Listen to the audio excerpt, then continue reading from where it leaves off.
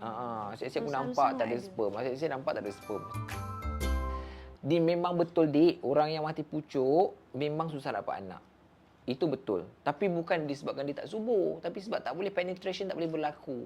Bukan sebab dia tak ada subur. Kalau kita boleh extract out daripada badan dia, dia punya air mani tu, sihat je dia punya sperm tu. Cuma bezanya dia tidak boleh ada penetration. Okey, itu satu. Jadi dia bukannya tak subur dari segi benih. Dia cuma tak boleh melakukan, dia punya intercourse tu tak berlaku, tak boleh berlaku. Jadi macam mana ada anak kan? Betul.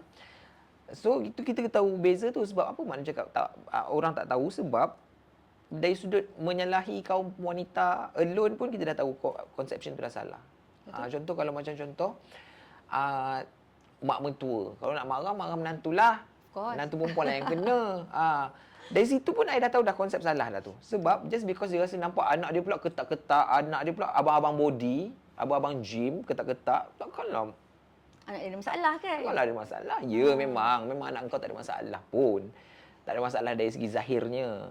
Maksudnya memang dia boleh intercourse dan sebagainya, tapi dalam benih siapa yang tahu? Betul. Dari situ I dah tahu dah ini masalah konsep. Sebab tu kita kena bagi tahu siap. Kepada orang kat luar sana, konsep tu kena betul. Kena pemahaman. Orang lelaki tidak subur, it's not equivalent to whether they strong or not.